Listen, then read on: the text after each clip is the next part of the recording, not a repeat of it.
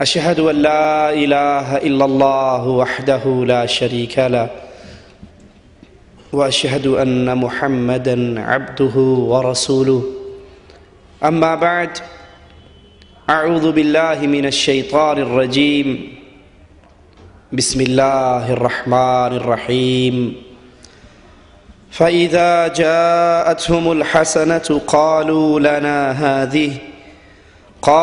لنا هذه وإن تصبهم سيئة يطيروا بموسى ومن معه ألا إنما طائرهم عند الله ولكن أكثرهم لا يعلمون۔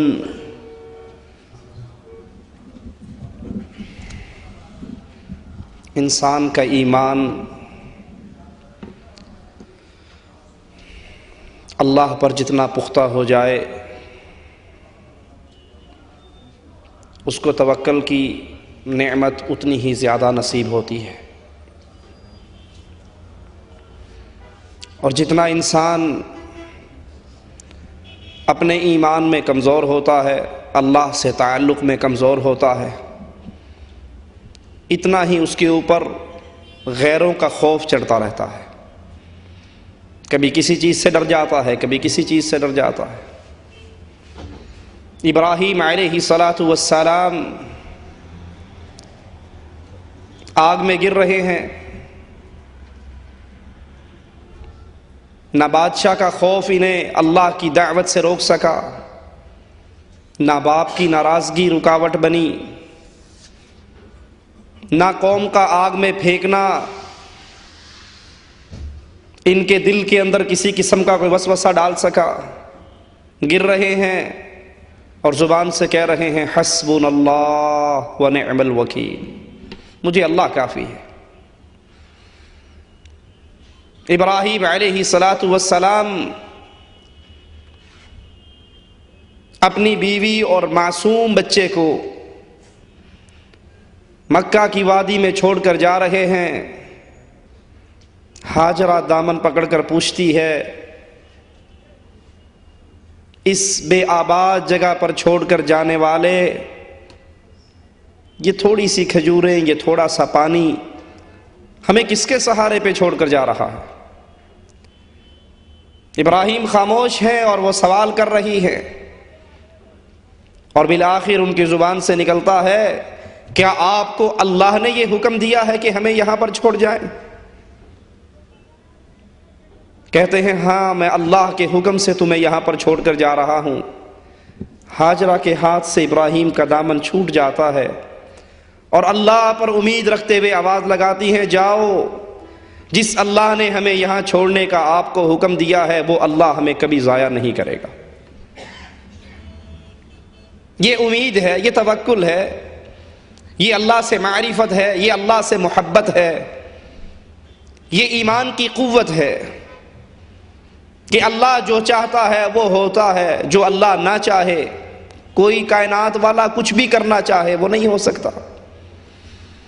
لیکن جب یہ توحید نہ رہے، جب یہ ایمان نہ رہے، تو انسان کے دل کے اندر جب ایک خالق مالک اللہ کا تقوی اور خوف ختم ہونے لگے تو پھر ہر چیز کا ڈر آ جاتا ہے۔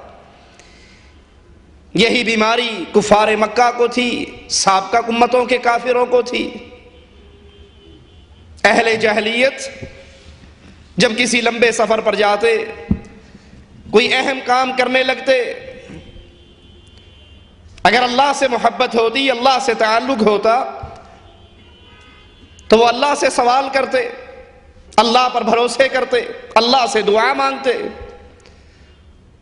وہ ایک پرندے کو اڑایا کرتے تھے، پرندہ دائیں طرف اڑ گیا، وہ سمجھتے یہ سفر بڑا اچھا ہے، یہ کام جو میں کرنے جا رہا ہوں اس میں خیر ہے، کامیابی ہے، برکت ہے۔ اور اگر پرندہ الٹی سائیڈ پہ اڑ جاتا، بائیں طرف کی پرواز لیتا، تو وہ اس کو منحوس جانتے، اس کو نامراد جانتے، ناکام جانتے، اور اپنے اس کام سے، اپنے اس سفر سے رک جاتے۔ یہ اہل جاہلیت کا شیوا۔ لیکن چونکہ ہم خاص طور پہ انڈیا پاکستان والے، جنوب آسیہ بر صغیر کے لوگ ہندوؤں کے ساتھ رہے،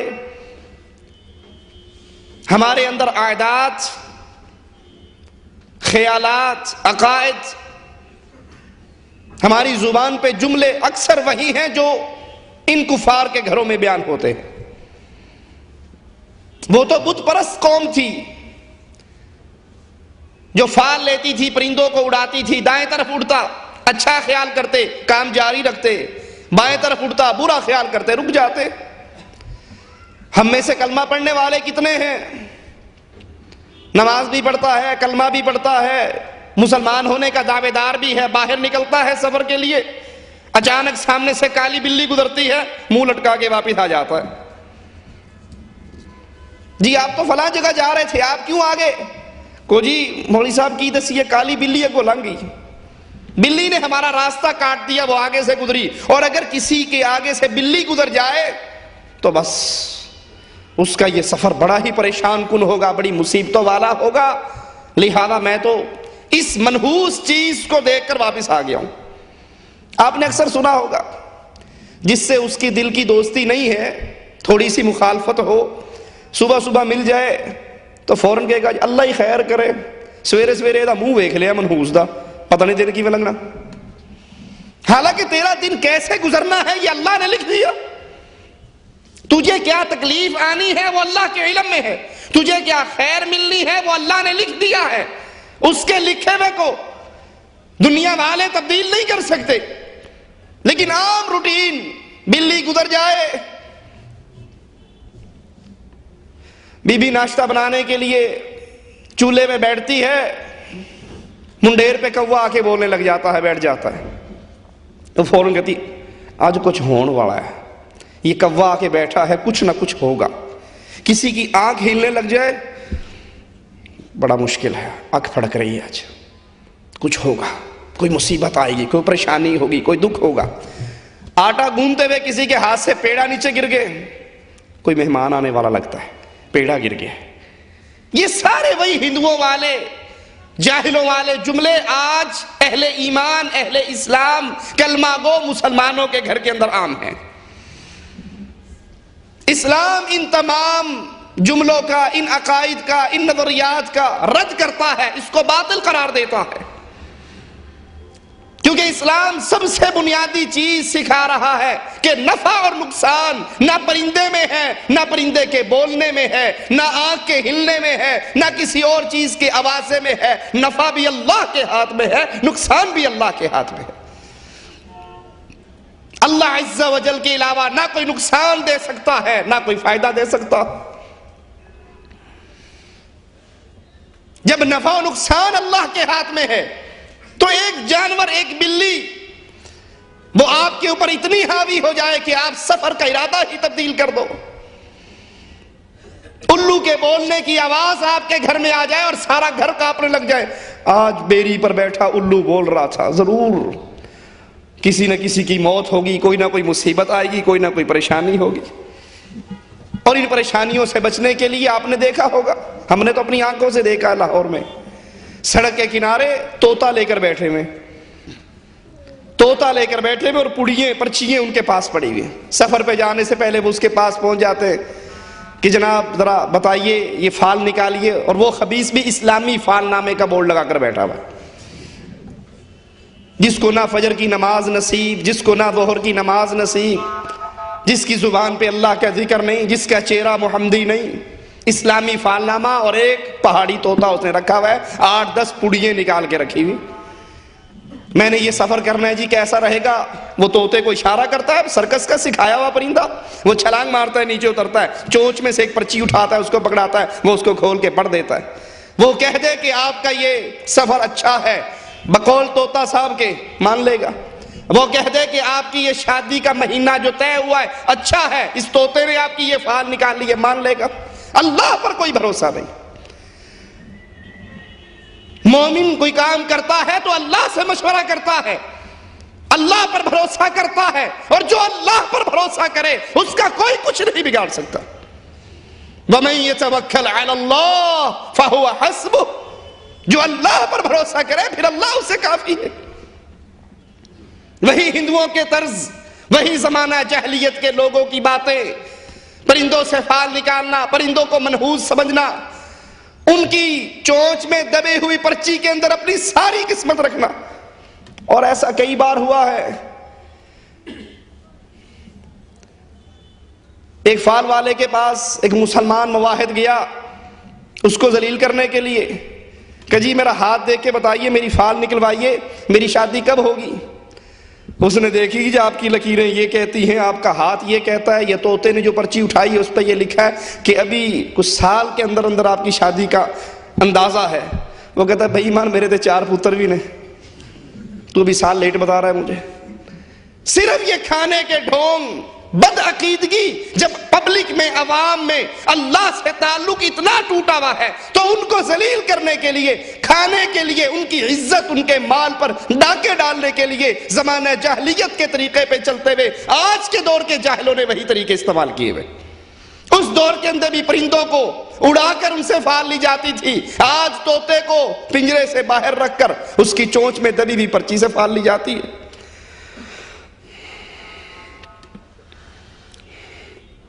قرآن حکیم کی اس آیت پہ غور کیجئے، مالک عز و جل کیا بتا رہا ہے۔ آل فرعون کا ذکر کرتے ہوئے مالک فرماتا ہے فَإِذَا جَاءَتْهُمُ الْحَسَنَةُ قَالُوا لَنَا هَذِهِ۔ آل فرعون کو کوئی بھلائی ملتی، کوئی خیر ملتی، ان کے ساتھ ماجرا کوئی اچھا ہوتا، وہ کہتے یہ تو ہمارے لیے ہونا ہی چاہیے، یہ جو کچھ ملا ہے ہماری محنتوں کا پھل ہے، ہم اس کے حقدار ہیں۔ وَإِن تُصِبْهُمْ سَيِّئَةٌ يَطَّيَّرُوا بِمُوسَىٰ وَمَن مَّعَهُ۔ اور اگر کوئی پریشانی، کوئی غم، کوئی دکھ، کوئی مصیبت، کوئی تکلیف آتی تو فوراً کہتے یہ موسیٰ اور اس کے ساتھیوں کی نحوست کی وجہ سے آئی ہے۔ یہ بدشگونی بیماری، یہ منحوس سمجھنے کی بیماری، یہ نحوست کی باتیں اس دور کے ظالموں اور جاہلوں کی، اگر کوئی بھلائی مل جاتی تو اپنی طرف اشارہ کرتے کہ ہم تو اس کے حقدار تھے، ہمیں یہ ملنی ہی چاہیے تھی، لیکن اگر کوئی پریشانی، غم، دکھ آتا تو فوراً کہتے یہ موسیٰ اور موسیٰ کے جو ساتھی ہیں ان کی نحوست ہم پہ پڑی ہے جس کی وجہ سے یہ تکلیف آئی ہے۔ رزق آسان ہو جاتا تو محنت کا پھل قرار دیتے، قحط سالی ہو جاتی تو نحوست کی نسبت کرتے موسیٰ اور ان کے ساتھیوں کی طرف۔ دوسرے مقام پہ غور کیجئے، مالک فرماتا ہے وَإِن تُصِبْهُمْ حَسَنَةٌ يَقُولُوا هَذِهِ مِنْ عِنْدِ اللَّهِ۔ جب ان منافقین کو غنیمت کی صورت میں کوئی مال مل جائے، کوئی فائدہ ہو جائے تو فوراً کہتے یہ اللہ کی طرف سے ہمیں فائدہ ہوا ہے، یہ انعام ملا ہے، یہ غنیمت کا مال ملا ہے، یہ بھلائی اور یہ نیکی ملی ہے۔ وَإِن تُصِبْهُمْ سَيِّئَةٌ يَقُولُوا هَذِهِ مِنْ عِنْدِكَ۔ اور اگر کوئی پریشانی والی بات، بدحالی والی بات ہوتی تو فوراً رسول اللہ صلی اللہ علیہ وسلم کی طرف اشارہ کر کے کہتے کہ یہ آپ کی طرف سے ہوا۔ مالک عز و جل فرماتا ہے کل من عند اللہ، اے نبی کہہ دیجئے، اعلان کر دیجئے کل من عند اللہ، یہ مصیبت آئے، بھلائی آئے، خیر آئے، برکت آئے، رزق میں آسانی ہو یا رزق میں تنگی ہو، یہ سارا کچھ اللہ کی طرف سے، نہ اس میں کسی کی نحوست کا دخل ہے، نہ اس کے اندر اگر نحوست ہے، بیماری ہے، برائی ہے، وہ تمہارے بد عقیدے، وہ تمہارے شرک کی نحوست، وہ کفر کی نحوست ہے۔ رسولوں کی دعوت تو تمہارے لیے خیر کی دعوت ہے، وہ تو تمہیں بلاتے ہیں جہنم سے نکال کر اللہ کی جنت میں داخل کرنے کے لیے۔ اور کفار کا طریقہ کیا ہے؟ قالوا انا تطیرنا بکم، رسولوں کو کہتے ہیں کہ ہم تو تم کو منحوس جانتے ہیں، ہم پر جو پریشانی آتی ہے، اہل جاہلیت کے لوگ، کفر و شرک کی ملت والے لوگ اپنے رسولوں کو جواب دے رہے ہیں، ہم پر جو پریشانی آتی ہے وہ تمہاری نحوست کی وجہ سے آتی ہے۔ رسول کہتے ہیں قالوا طائرکم معکم، تمہاری نحوست تو تمہارے ساتھ ہے، ہم تو تمہیں اللہ کی طرف بلاتے ہیں، ایمان کی طرف بلاتے ہیں، جنت کی طرف بلاتے ہیں، لیکن تم ہمیں منحوس قرار دے رہے ہو، یہ بات غلط ہے، بلکہ تم شرک کرتے ہو، اللہ کی توحید کے اندر غیروں کو شامل کرتے ہو، اللہ کی وحدانیت کا انکار کرتے ہو۔ قالوا طائرکم معکم، تمہارے ان بد عقیدوں کی وجہ سے یہ نحوست تو تمہارے اپنے اعمال میں موجود ہے۔ صحیح بخاری و مسلم میں ہے، حضرت ابو ہریرہ رضی اللہ عنہ وارضاہ فرماتے ہیں رسول اللہ صلی اللہ علیہ وسلم نے فرمایا کسی بیمار کی بیماری دوسرے کو نہیں لگتی۔ بدشگونی کا فعل، اس کو اپنی روٹین میں داخل کرنے والوں، فلاں منحوس ہے، فلاں منحوس ہے، فلاں منحوس ہے، بدھ کا دن منحوس ہے، سفر کا مہینہ منحوس ہے، شوال میں شادی منحوس ہے، محرم میں شادی منحوس ہے۔ اللہ کے نبی علیہ السلام فرما رہے، سنیے اللہ کے نبی کی حدیث کو، آپ نے فرمایا کسی بیمار کی بیماری دوسرے کو نہیں لگتی، نہ ہی بدشگونی کوئی چیز ہے، یہ اچھا شگون ہے، یہ برا شگون ہے، یہ منحوس چیز ہے، یہ منحوس نہیں ہے۔ اس دن شادی کر لو ٹھیک رہو گے، ان تاریخوں میں شادی کرو گے برباد ہو جاؤ گے۔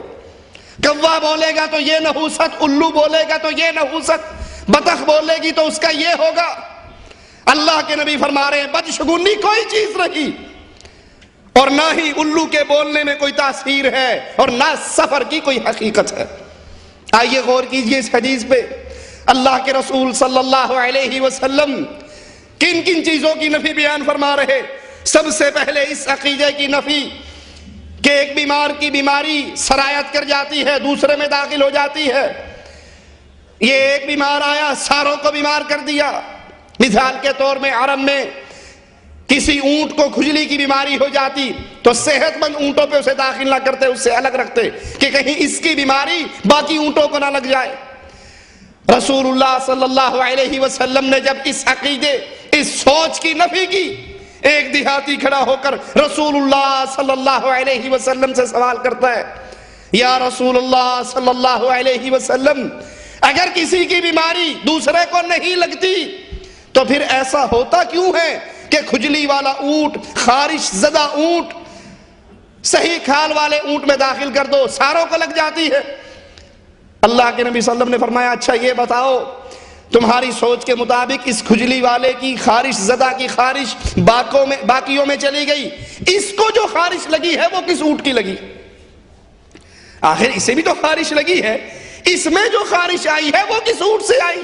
بیماری اتارنے والا اللہ، کوئی بیمار ہوتا ہے تو اللہ کے اجازت، مشیت، حکم سے شفا دیتا ہے تو اللہ کی مشیت کے علاوہ کچھ نہیں ہو سکتا۔ یہ جواب سن کر دیہاتی خاموش ہو گیا۔ صحیح بخاری و مسلم میں، صحیح مسلم میں ہے، حضرت ابو ہریرہ سے روایت ہے، رسول اللہ صلی اللہ علیہ وسلم نے فرمایا، اب دوسری حدیث سنیے، رسول اللہ صلی اللہ علیہ وسلم نے فرمایا کسی بیمار کو تندرست پہ داخل نہ کرو۔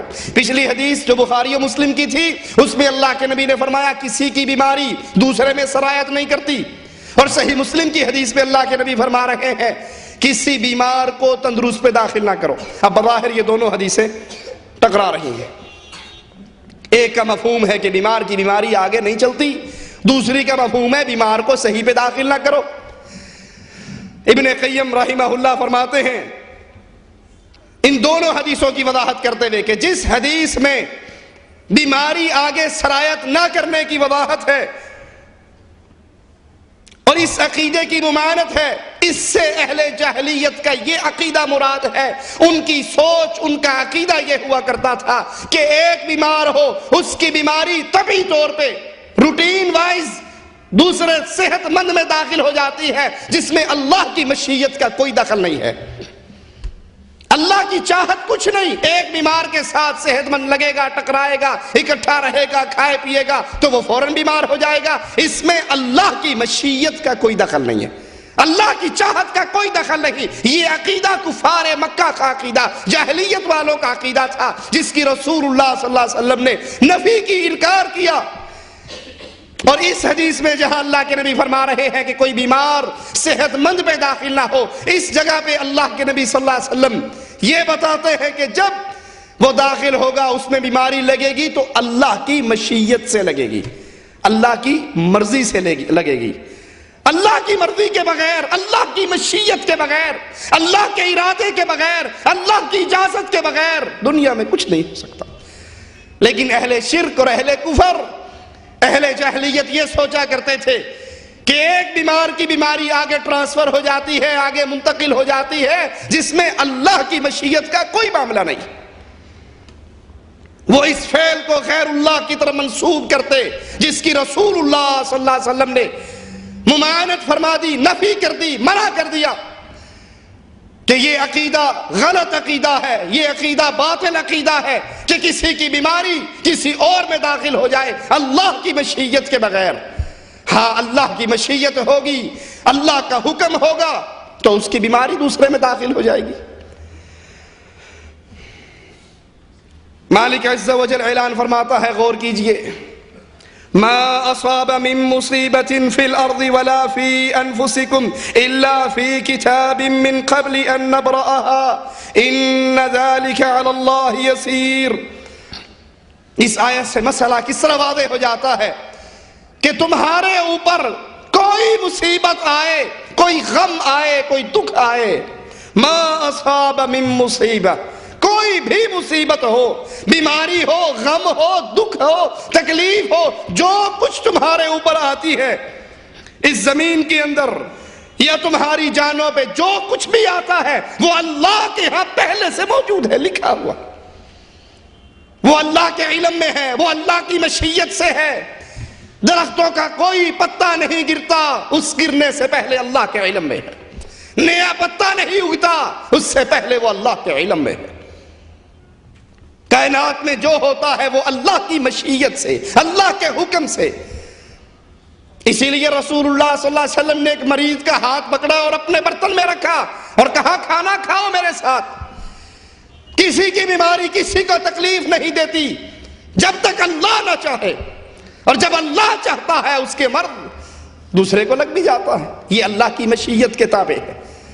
لیکن کفار مکہ کہا کرتے تھے کہ اللہ کی کوئی مشیت نہیں، بس ایک بیمار کو دیکھو اس سے دور بھاگ جاؤ کیونکہ صحت مند میں اس کی بیماری ٹرانسفر ہو جائے گی اللہ کی مشیت کے بغیر۔ مسند احمد میں ہے، خلق اللہ کل نفس وکتب حیاتها ومصائبها ورزقها، اللہ عز و جل نے مخلوقات کو پیدا کیا، ہر نفس کو پیدا کیا۔ غور کیجئے، اللہ کے نبی صلی اللہ علیہ وسلم کے اس فرمان پہ غور کیجئے، اللہ عز و جل نے مخلوقات کو پیدا کیا، نفس کو پیدا کیا، وَكَتَبَ حَيَاتَهَا، پھر اس کی زندگی اللہ نے لکھی، یہ کتنے سال زندہ رہے گا، یہ کتنے سانس لے گا، یہ کب تک دھرتی پہ چلے گا، یہ سارا پیدا کرتے ہی مالک نے لکھ دیا۔ اللہ نے پیدا کیا اور اللہ نے اس کی یہ ساری زندگی لکھ دی۔ وَمَصَائِبَهَا، اس کی ساری مصیبتیں بھی اللہ نے لکھی، کب اس کو کیا بیماری ہوگی، کب اس کو کیا غم ہوگا، کب اس پہ کیا دکھ آئے گا۔ وَرِزْقَهَا، یہ کتنا رزق کھائے گا، کب اس پہ رزق فراوانی آئے گی، کب اس کے رزق میں تنگی واقع ہوگی، یہ ساری ڈیٹیل اللہ نے انسانوں کو پیدا کیا، نفسوں کو پیدا کیا، اور پیدا کرتے ہی ان کی زندگی بھی لکھ دی، ان کی مصیبتیں بھی لکھ دی، ان کا رزق بھی لکھ دیا۔ اب کسی منحوس کی کوئی نحوست نہیں کہ اس کو دیکھ لو گے تو یہ ہو جائے گا، اس بیماری میں داخل ہوگے تو یہ ہو جائے گا، یہ سب کچھ اللہ نے پہلے ہی لکھ دیا۔ جو ہوتا ہے وہ اللہ کی مشیت کے تحت، اللہ کے حکم کے تحت، اللہ نے جو لکھا ہے وہی ہوگا، لکھا گیا اور قلم خشک ہو گئے۔ اسی حدیث میں دوسری چیز کی اللہ کے رسول صلی اللہ علیہ وسلم نے جس کی نفی کی وہ شگون ہے، خواہ اچھا ہو یا برا۔ یہ نظریہ بھی جاہلیت کی پیداوار ہے۔ وہ کسی اہم کام میں جاتے تو پرندہ اڑاتے، پرندہ دائیں طرف جاتا اس کام کو بابرکت سمجھتے، پرندہ بائیں طرف اڑتا اس کام کو برا سمجھتے۔ جس طرح جاہلیت کے زمانے میں یہ بیماری، اسی طرح انڈیا پاکستان کے معاشرے میں آج بھی یہ بیماری۔ پھال نکالنے والے میلوں پہ، سرکسوں پہ، درباروں پہ طوطے لے کر بیٹھے ہوئے پھال نکالنے کے لیے، وہ پرندہ اڑا کر اچھا برا سمجھ کے کام کرتے، یہاں کالی بلی کو دیکھ کے سمجھ لیتے ہیں۔ گھر سے نکلے ہیں، بریف کیس ہاتھ میں ہے، کالی بلی آگے سے گزری واپس آ گیا۔ دروازے پہ پہنچے، چھینک آ گئی تو کہا بس کچھ مصیبت آنے والی، واپس آ جاؤ، اس سفر میں نہیں جانا۔ یہی نظریہ، یہی جہالت بتوں کو پوجنے والوں میں تھی۔ افسوس یہی بیماری کلمہ پڑھ کر اللہ کی عبادت کرنے والوں میں آ گئی۔ اور یہ کیوں؟ توحید کیا فہم پختہ نہ ہونا، اللہ سے تعلق مضبوط نہ ہونا۔ کوئی کچھ کر سکتا ہی نہیں جب تک اللہ نہ چاہے۔ پوری کائنات آپ کو تکلیف دینے پر اکٹھی ہو جائے، اللہ نہ چاہے پوری کائنات مل کے کچھ نہیں کر سکتی۔ اور پوری کائنات، ساری کائنات کے ماننے والے، ساری کائنات کے انسان و جن آپ کا بیڑا غرق کرنے پہ اکٹھے ہو جائیں، آپ کو قتل کرنے پہ راضی ہو جائیں، اگر اللہ نہیں چاہتا ساری کائنات والے نامراد رہیں گے، اللہ جو چاہے گا وہ ہو کر رہے گا۔ یہ توحید، یہ فہم، یہ عقیدہ کمزور ہوا تو کہیں بلی سے ڈرتے ہیں، کہیں مغرب کے بعد اپنے گھر کے درخت پہ بیٹھ کر بولنے والے الو سے ڈرتے ہیں۔ اللہ کے رسول صلی اللہ علیہ وسلم اس کی نفی کرتے ہیں۔ حضرت معاویہ رضی اللہ عنہ وارضا، صحیح مسلم میں یہ روایت ہے، اللہ کے نبی سے عرض کرتے ہیں ہماری قوم کے کچھ لوگ پرندوں سے فال لیتے ہیں، تو رسول اللہ صلی اللہ علیہ وسلم نے فرمایا ذاک شیء یجدہ احدکم فی نفسہ فلا یصدنکم، یہ ایک ایسی چیز ہے جو تمہارے نفس میں، تمہارے جی میں، تمہارے دل میں لوگ اس کو پاتے ہیں، لہذا یہ بدشگونی تمہیں تمہارے مقصد کی تکمیل سے نہ روکے۔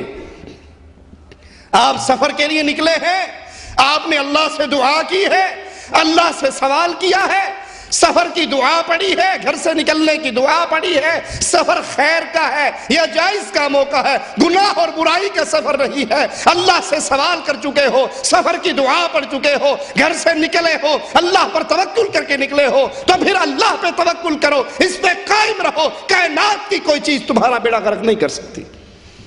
اللہ کے نبی نے نہیں فرمایا صلی اللہ علیہ وسلم جو شخص فجر کی نماز جماعت سے پڑھ لے، جو شخص فجر کی نماز جماعت سے پڑھ لے وہ اللہ کے ذمے میں آ جاتا ہے۔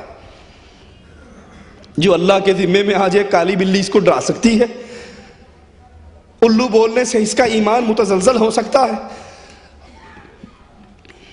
نہ فال نکالنے والے کو فجر کی نماز نصیب ہوتی ہے، نہ اس قبر کے مجاوروں کو فجر کی نماز نصیب ہوتی ہے، تو ڈریں گے۔ لیکن مواحد کیوں ڈرے؟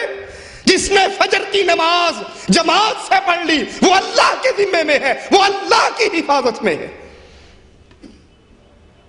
حضرت معاویہ سوال کرتے ہیں اللہ کے نبی ہماری قوم کے کچھ لوگ پرندوں سے فال لیتے ہیں، اللہ کے نبی صلی اللہ علیہ وسلم نے فرمایا یہ وہ چیز ہے جو تمہارے دلوں میں ہوتی ہے، سنو یہ بدشگونی ہے، اس بدشگونی کی بنیاد پر جس کام کے لیے تم اپنے گھر سے نکلے ہو اس کام کی تکمیل سے باز نہ آؤ۔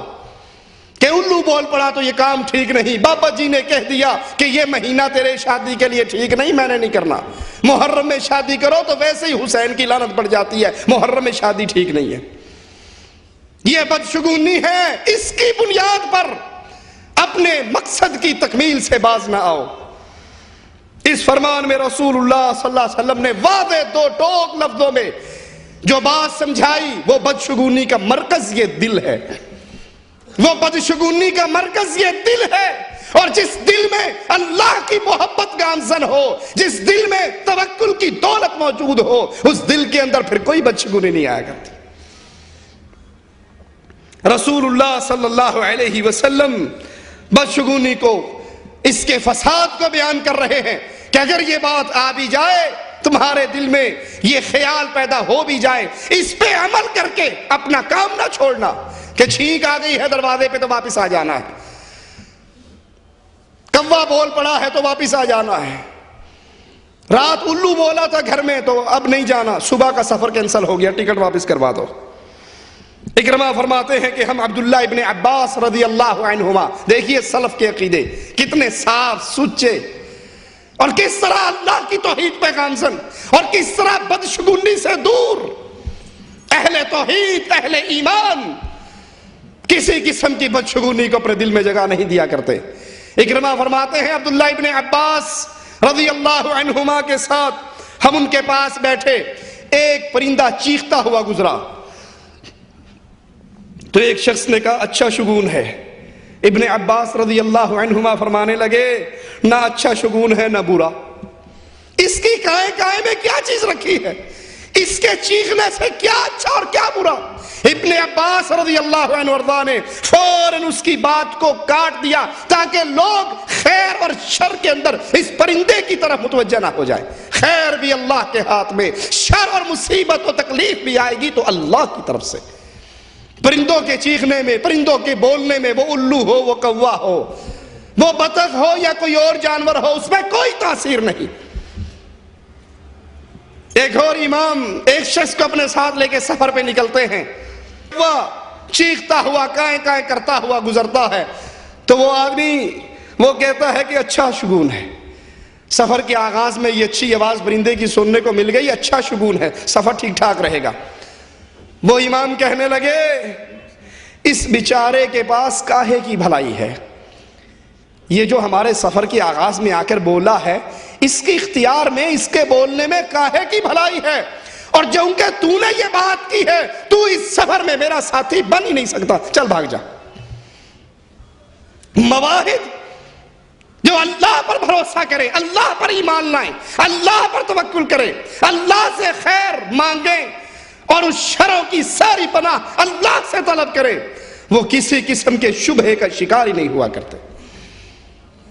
آپ کے سامنے ایسی کوئی بات آئے، آپ کے ماحول میں آپ کا بڑا کوئی عزیز کوئی قریبی اس طرح کی بات کرے تو سلف کے طریقے پہ چلتے ہوئے فوراً ٹوک دو کہ نہ الو کے چیخنے میں تاثیر ہے، نہ کالی بلی کا راستہ کاٹنے میں تاثیر ہے، نہ کوے کی کائے کائے میں تاثیر ہے کہ آج کوا منڈیر پہ بیٹھا ہے ضرور کچھ ہونے والا ہے. آج امی کے ہاتھ سے آٹا روٹی پکاتے ہوئے پیڑا گر گیا، کچھ ہونے والا ہے. آج آنکھ ہل رہی ہے، آنکھ پھڑک رہی ہے، ضرور کچھ ہونے والا ہے. ہچکی بہت آ رہی ہے، کوئی یاد کر رہا ہے مجھے.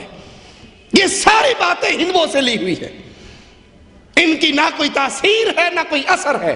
مواہد خیر اللہ سے مانگتا ہے، اللہ پر بھروسے کرتا ہے اور ان طرح کی چیزوں کا شکار نہیں ہوا کرتا. صحیح بخاری میں ہے اگر کسی چیز میں نحوست ہوتی، اگر کسی چیز میں نحوست ہوتی تو تین چیزوں میں، گھوڑے میں، بیوی میں اور گھر میں. اگر نحوست ہوتی تو ان میں ہوتی، لیکن نحوست بدشگونی، اللہ کے نبی صلی اللہ علیہ وسلم اس حدیث میں اس کا انکار کر رہے. تیسری چیز جس کی اس حدیث میں نفی کی گئی وہ رات کا ایک پرندہ الو. اہل جہلیت اس کے گھر میں آنے کو باعث نجس سمجھتے تھے، منحوس سمجھتے تھے کہ الو آ کر بیٹھا ہے، اب یہ کچھ نہ کچھ کر کے جائے گا، اس کا جو بولنا ہے وہ ٹینشن اور پریشانی ہے. اہل جہلیت کے گھر میں جب آ کر الو بیٹھ کر بولتا، وہ اس کا پہلا مطلب ہی یہ نکالتا ہے کہ یا یہ میری یا میرے گھر والے کی کسی کی موت کی اطلاع لایا ہے. کیونکہ الو کا رشتہ یا اس کا علم ملک الموت کے سارے دفتروں میں ہے نا، وہ دیکھ لیتا ہے اب مرنے والا کون ہے، پہلے جا کر رپورٹ دیتا ہے، تیار ہو جا انڈے ہی. کیا جہالت کی بات ہے. اس کے بولنے سے فلاں مرے گا، یہ آیا ہے موت کی خبر لایا ہے، یہ آیا ہے. وہ ہمارے اکثر نہیں کہتے روندا گیا تو مویاں دی خبر لے آیا. یہ خبریں اللہ کے علم میں ہے، کسی کے پاس نہیں. نہ پرندے کے بولنے سے کسی کی موت اور حیات کا پتہ چلتا ہے، نہ کالی بلی کے آگے سے گزر جانے میں سفر کی نحوست یا اچھی بری کا کسی بات کا علم ہوتا ہے. یہ جہالت کی باتیں اہل جہلیت کے بکواسات کہ ان کے دروازے پہ، ان کے گھر پہ جب آ کر کوئی پرندہ بولتا، خاص طور پہ الو بولتا، وہ سمجھتے یا میری موت کا پیغام ہے یا میرے گھر میں سے کسی اور کی موت کا پیغام ہے. اہل جہلیت کا یہ خیال بھی تھا کہ میت کی ہڈیاں الو بن کر اڑنے لگتی ہیں. میت کی ہڈیاں یہ الو کی شکل میں تبدیل ہو کے اڑنے لگتی ہیں اور پھر جس کی موت ہوتی ہے اس کے گھر میں جا کے بولنا شروع کر دیتی ہے. یہ سارے نظریات، یہ سارے عقائد باطل نظریات ہیں. چوتھے نمبر پر حدیث میں جس چیز کی نفی کی گئی وہ سفر ہے. ابو داؤد میں ہے محمد بن راشد کا قول کہ اہل جہلیت سفر کے مہینے کو منحوس جانتے تھے، سفر کے مہینے کو منحوس جانتے تھے. اور یہی بیماری آج بھی موجود ہے. کلمہ پڑھنے کے باوجود اس مہینے کو منحوس جانتے ہیں, اس میں شادی بیاہ کو منحوس جانتے ہیں. کہیں کسی کا ڈر ہے, کہیں کسی کا خوف ہے. اور تو اور ایک دفعہ ہمیں ایک سوال آیا ایک جگہ پر درس کے بعد, مولوی صاحب محرم سے گانے سنے جا سکتے ہیں؟ محرم میں گانے سننے جائز ہیں؟ میں نے کہا بھائی محرم کے علاوہ جائز ہیں؟ کہتے نہیں پونو چھڈو, تسی اے دسو محرم میں جائز نہیں. کیونکہ اگر محرم میں گناہ کرو گے حسین کی پکڑ آ جائے گی, اگر محرم میں شادی کرو گے حسین مارے گا, اگر محرم میں نکاح کرو گے یہ شادی, یہ نکاح, یہ بیاہ, یہ خوشی, یہ کبھی بھی تکمیل تک نہیں پہنچے گی. اس میں ضرور اہل بیت کی لعنت شامل ہو جائے گی کہ تو نے اس مہینے میں, یہ مہینہ تو غم کا مہینہ ہے, یہ مہینہ تو نحوست کا مہینہ. اہل جاہلیت سفر کے مہینے کو منحوس مہینہ جانتے تھے. آج بھی کلمہ پڑھنے والے اکثر اس بیماری کا شکار ہیں, جس کی نفی رسول اللہ صلی اللہ علیہ وسلم نے اس نظریے کو باطل قرار دیتے ہوئے کی. اس میں کوئی حقیقت نہیں. کچھ لوگ بدھ کے دن کو منحوس جانتے ہیں, اسی طرح اہل جاہلیت شوال کے مہینے میں شادی کرنے کو منحوس جانتے تھے. رسول اللہ صلی اللہ علیہ وسلم نے ان تمام باتوں کا رد کیا. اس مہینے سفر میں اہل جاہلیت سفر کرنے کو, کسی کام کے لیے نکلنے کو منحوس سمجھتے تھے کہ اس مہینے میں سفر کرو گے تو وہ سفر تمہارا کامیاب نہیں ہوگا. 5ویں نمبر پہ جس چیز کی نفی فرمائی وہ ستاروں کے متعلق اہل جاہلیت کا یہ عقیدہ کہ بارش ان ستاروں سے برستی, یہ کرم کرتے ہیں, ان کی مہربانی ہوتی تو سارا کچھ ہوتا ہے. جس کا ایک اور حدیث میں بھی ذکر ہے, رسول اللہ صلی اللہ علیہ وسلم نے فجر کی نماز پڑھی, پانی والی مٹی پر, گارے پر سجدہ کیا, سلام پھیرا اور کہا کہ اے میرے صحابہ, پتہ ہے آج اللہ نے کیا کہا؟ فرمایا اللہ ورسولہ اعلم. کہا مالک نے فرمایا آج کچھ لوگوں نے صبح کی کافر ہو کر, کچھ نے صبح کی مومن ہو کر, اس ایک بارش کی وجہ سے. دیکھیے یہ زبان سے نکلے ہوئے جملے انسان کو کہاں تک برباد کر دیتے. بارش کی نسبت جس نے اللہ سے توڑ کر ستارے کی طرف کی, جس نے یہ کہا یہ بارش فلاں ستارے کی کرپا ہے, اس کا کرم ہے, اس کا فضل ہے, اس کی مہربانی سے ہوئی ہے, اصبحوا بی کافرن, یہ کافر ہو کر اٹھا. اور جس نے کہا یہ اللہ نے برسائی, یہ اللہ کا فضل ہے, یہ اللہ کا کرم ہے, اللہ نے مردہ زمین کو دوبارہ زندہ کیا, ہم سب کو پانی پلایا, اصبحوا بی مؤمنن, یہ مومن ہو کر اٹھا. جو اللہ کی نعمت کو اللہ سے اس کی نسبت کو توڑ کر غیر کی طرف کرتا ہے وہ اپنے ایمان سے ہاتھ دھو بیٹھتا ہے. اور ہمارے ہاں تو ہر چیز ہی مختلف بٹی ہوئی ہے. یہ اندھیری چھوڑی ہے بابا شہباز قلندر نے, یہ بارش برسائی ہے فلاں بابے نے, یہ کرم کیا ہے فلاں بابے نے. محکمے اور ڈپارٹمنٹ پورے تقسیم ہو چکے, یہ فلاں کا کام ہے, یہ فلاں کا کام ہے, یہ فلاں کا. رسول اللہ صلی اللہ علیہ وسلم جاہلیت کے اس عقیدے کی نفی کرتے ہیں. اسی طرح جاہلیت کا یہ عقیدہ تھا کہ بھوت, جنات کی, شیاطین کی ایک نسل, ایک جنس, یہ راستے کے اندر لوگوں کو بہکاتے ہیں, بہکا کر ایک قسم کا اغوا کر لیتے ہیں اور اغوا کر کے ہلاک کر دیتے ہیں. رسول اللہ صلی اللہ علیہ وسلم نے اپنے اس فرمان میں ان کا رد کیا, اس عقیدے کی نفی کی. ابو داؤد میں ہے رسول اللہ صلی اللہ علیہ وسلم کے سامنے بدشگونی کا ذکر ہوا تو آپ نے فرمایا اس میں فال ہی سب سے بہتر ہے, اور کسی مسلمان کو اس کی بدشگونی اس کے مقصد سے نہ روکے. اور فال سے مراد کلمہ خیر, اچھا کلمہ. اسی لیے حدیث میں آتا ہے رسول اللہ صلی اللہ علیہ وسلم جب کسی اہم کام کے لیے نکلتے, سفر کے لیے نکلتے, تو آپ پسند کرتے کوئی کہے یا راشد, اے کامیاب, اے ہدایت یافتہ. اس طرح کے جملوں کو رسول اللہ صلی اللہ علیہ وسلم پسند فرماتے. آپ نے فرمایا جب تم کسی ایسی چیز کو دیکھو جو تمہیں ناپسند ہو تو پھر تم یوں کہا کرو اللہم لا یأتی بالحسنات الا انت, اے اللہ اچھائیوں کو لانے والا صرف تو ہے, سارا خیر کا خزانہ اور سٹاک تیرے اختیار میں ہے, تیرے ہاتھ میں, تیرے علاوہ بھلائی کوئی نہیں لا سکتا, خیر کوئی نہیں لا سکتا. ساری بھلائی اور خیر کو لانے والا ہے اللہ عز و جل, تو اکیلا ہے. وَلَا يَدْفَعُ السَّيِّئَاتِ إِلَّا أَنْتَ وَلَا حَوْلَ وَلَا قُوَّةَ إِلَّا بِكَ. برائیوں کو ٹالنے والا بھی تو ہے، تیری توفیق کے بغیر نہ کوئی بھلائی حاصل کی جا سکتی ہے اور نہ کسی برائی سے روکا جا سکتا ہے۔ برائیوں سے روکنے والا بھی تو، بھلائیاں عطا کرنے والا بھی تو، برائیوں کو دور کرنے والا بھی تو، حسنات نیکیاں دینے والا بھی تو۔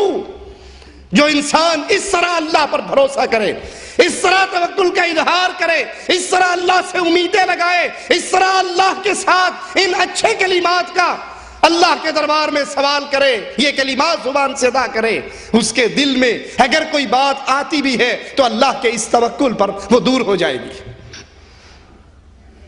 ترمذی میں ہے رسول اللہ صلی اللہ علیہ وسلم جب کسی اہم مشن پہ نکلتے، کسی اہم کام پہ جاتے تو آپ پسند فرماتے کوئی آپ کو کہے یا راشد، اس طرح کے الفاظ اللہ کے نبی نے پسند فرمائے۔ ابو داؤد میں ہے رسول اللہ صلی اللہ علیہ وسلم کسی چیز سے بدشگونی نہیں لیا کرتے تھے، کسی چیز سے اللہ کے نبی بدشگونی نہیں لیا کرتے تھے۔ اسی طرح ابو داؤد اور ترمذی میں ہے عبداللہ بن مسعود رضی اللہ عنہ وارضاہ سے روایت ہے، رسول اللہ صلی اللہ علیہ وسلم نے فرمایا بدفعلی شرک ہے، اور ہم سے کوئی شخص ایسا نہیں جس کے دل میں بدفعلی کی کچھ نہ کچھ آمیزش نہ ہو، لیکن اللہ تعالیٰ اسے توکل کے ذریعے ختم فرما دیتا ہے۔ اگر دل میں کوئی خیال آئے بھی صحیح، بھروسہ کوئی بات آئے بھی صحیح، وہ فوراً اپنا تعلق اللہ سے جوڑے۔ اے اللہ خیر تیرے ہاتھ میں، اے اللہ ہر طرح کی برائی سے بچانے والا تو ہے، بھلائی عطا کرنے والا تو ہے، میں تجھ پہ بھروسہ کرتا ہوں، اور جو تجھ پہ بھروسہ کرے اللہ وہ کامیاب ہے۔ جو اس طرح کی باتیں کرے، جو اس طرح اپنے دل کو توحید کے نور سے منور کرے، اس کے دل میں آنے والا وہ خیال بھی نکل جاتا ہے۔ اور یہ حدیث بدشگونی کے حرام اور شرک ہونے کی واضح دلیل ہے۔ اس کے شرک ہونے کی وجہ کہ انسان کا تعلق غیر اللہ سے جڑ جاتا ہے، وہ غیر اللہ کو نافع اور ضار سمجھتا ہے کہ یہ الو بول رہا ہے، اس کی آواز میں نحوست ہے، اس کی آواز میں نقصان ہے، حالانکہ سارا نقصان اگر دینے پہ اللہ آئے کوئی روک نہیں سکتا۔ نقصان اس کے ہاتھ میں، نفع اس کے ہاتھ میں، وہ خالق مالک رازق ہے، تو سب سے تعلق توڑ کے اس اللہ سے جوڑنا چاہیے۔ مسند احمد میں عبداللہ بن عمر سے روایت ہے رسول اللہ صلی اللہ علیہ وسلم نے فرمایا جس شخص کو کوئی بدشگونی اس کے کام سے روک دے اس نے شرک کیا۔ لوگوں نے پوچھا کفارہ کیا ہے، تو رسول اللہ صلی اللہ علیہ وسلم نے کہا کہ وہ کہے اللہم لا خیر الا خیرک ولا طیر الا طیرک ولا الہ غیرک۔ اے اللہ عز و جل تیری بھلائی کے علاوہ کوئی بھلائی نہیں، اور یہ پرندہ بھی تیری ہی مخلوق ہے، تیرے علاوہ کوئی معبود نہیں۔ تو توحید کا یہ عقیدہ، توحید کی یہ نعمت، اللہ سے جڑا ہوا یہ تعلق، اہل ایمان کی اللہ سے یہ محبت اس کے دل میں آنے والے ہر خیال کو ختم کر دیتی ہے۔ جب اللہ سے تعلق اور محبت، پیار اور توکل اس حد تک بڑھ جائے کہ جب بھی مانگنا ہے، سوال کرنا ہے اللہ سے، ڈرنا ہے تو اللہ سے، اللہ کے علاوہ کائنات کی کوئی چیز نہ نقصان دے سکتی ہے نہ فائدہ کر سکتی۔ امیر عمر رضی اللہ عنہ وارضاہ کے اس قول کو اپنے سامنے رکھیے، بیت اللہ میں آتے ہیں، حجر اسود کو چومنے لگتے ہیں، اور زبان سے بے اختیار نکلتا ہے تجھے جانتا ہوں تو ایک پتھر ہے، نفع اور نقصان تیرے ہاتھ میں نہیں ہے، تیرے اختیار میں نہیں ہے۔ وہ جنت کا آیا ہوا پتھر جب اس میں نفع نقصان نہیں تو الو کے بولنے میں نفع نقصان کہاں سے آ گیا؟ پرندے کے دائیں اور بائیں جانے میں نفع نقصان کہاں سے آ گیا؟ میں تجھے کبھی نہ چومتا اگر میں نے اپنے رسول محمد الرسول اللہ صلی اللہ علیہ وسلم کو تجھے چومتا ہوا نہ دیکھا ہو۔ اللہ سے تعلق بنائیے کیسا؟ ہر تکلیف میں پکاریے اللہ کو، خیر کا سوال کرنا ہو تو اللہ سے، ویسے جیسے خلیفہ حرم میں آتا ہے، ایک مسلمان کو روتے ہوئے دیکھتا ہے، اس سے پوچھتا ہے کیوں رو رہا ہے، مانگ کیا مانگتا ہے؟ وہ جواب میں کہتا ہے اللہ کے گھر میں بیٹھ کے تجھ سے مانگوں اللہ سے بڑی حیا آتی ہے، اللہ کے گھر میں بیٹھ کے تجھ سے مانگوں اللہ سے بڑی حیا آتی ہے۔ وہ پیچھے ہو کے بیٹھ جاتا ہے، یہ دعائیں کر کے فارغ ہو کے جب حرم سے نکلتا ہے پیچھے پیچھے وہ بھی چلتا ہے، کہتا اچھا تو نے وہاں تو کہا تھا نا کہ اللہ کے گھر میں بیٹھ کے تجھ سے مانگوں تو بڑی حیا آتی ہے، اب تو اس کے گھر میں نہیں ہے نا، اب تو باہر آ گیا، ہون مانگ کی مانگنا ہے، کیوں رندہ سی؟ تو جواب میں کہتا ہے کیا مانگوں، دنیا مانگوں یا آخرت مانگوں؟ یہ کہنے لگا کہ آخرت میں جیسے تو اللہ کا منگتا ہے میں بھی منگتا ہوں، میں بھی فقیر ہوں، میرے پلے بھی کچھ نہیں، میرے پاس تو دنیا کے 4 پیسے ہیں، مانگ کیا مانگتا ہے؟ کہتا ہے بھلے آدمی، میں نے دنیا تو دنیا والے کے گھر میں بیٹھ کر اس سے نہیں مانگی، تجھ سے کیا مانگوں؟ میں وہاں بھی آخرت کے لیے رو رہا تھا، دنیا کے لیے تو وہاں بھی نہیں رویا۔ اللہ سے ایسا رشتہ قائم کیجئے، ایسا تعلق جوڑیے، ایسی امیدیں لگائیے، ایسی محبت کا اظہار کیجئے جو صرف توحید کے سمجھنے پر، توحید کو ماننے پر، توحید پہ ڈٹنے کے نتیجے میں ملا کرتی ہے کہ اے اللہ اگر تو نہ چاہے کائنات ساری اکٹھی ہو جائے میرا کچھ نہیں بگاڑ سکتی، مجھے وہی دکھ پہنچے گا جو تو چاہے گا، مجھے وہی خیر ملے گی جو تو چاہے گا۔ اللہ سے دعا ہے اللہ ہماری خطاؤں کو معاف فرمائے، اللہ ہماری سیاہکاریوں کو معاف فرمائے، اللہ ہمیں زندہ رکھے، ایمان پہ رکھے، اللہ ہمیں موت دے توحید پہ دے، اس حال میں دے وہ اللہ ہم سے راضی ہو، ہم اپنے اللہ سے راضی ہوں، اس حال میں اپنے پاس بلائے کہ ہم اس کے لا الہ الا اللہ کی دعوت لوگوں تک پہنچا رہے ہوں، اس حال میں اس کے پاس جائیں، اللہ ہمیں اس حال میں اٹھائے، ہم بہترین ایام اپنی زندگی کے وہ ایام گزار رہے ہوں جس میں اللہ ہمیں اپنے پاس بلائے، وہ ہم سے راضی ہو، ہم اس سے راضی ہو۔ اقول قولی هذا واستغفر الله لي ولكم ولسائر المسلمين فاستغفروه انه هو الغفور الرحيم۔ جزاه الله خيرا وإياكم وعافاه الله وعافانا جميعا وغفر لنا وجميع المسلمين والمسلمات إنه هو على كل شيء قدير وبالإجابة جدير وبالله التوفيق۔ صرف یہ ایک سوال ہے، آج تو میں کسی کام میں مشغول تھا اور بہت مختصر تقریر ہمیں لگی، لیکن میں آپ کو تلاش کر رہا تھا اور آپ ستون کے پیچھے بیٹھے ہیں، ادھر رہیے، مل کر جائیے۔ ایک سوال تو جس کے خطاب، جس کے مخاطب ہم ہیں، وہ یہ ہے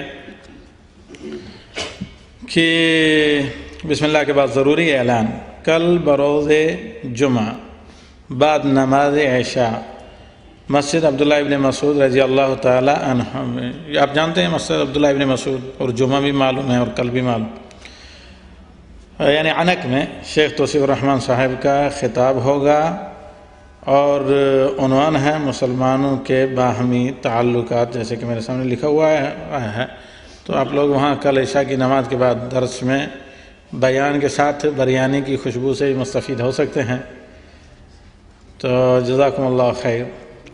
باقی دعاؤں میں اور دیگر چیزوں میں سب کا خیال بھی رکھیے گا اور اپنا بھی خیال۔ یہ چند سوالات ہیں شیخ، پہلا یہی آیا تو اسی کو رکھیں۔ وہ جو ہے حمزے کی جگہ لکھنے والے نے عین لکھ دی ہے، اس میں آپ مفہوم واضح ہو جائے کافی ہے۔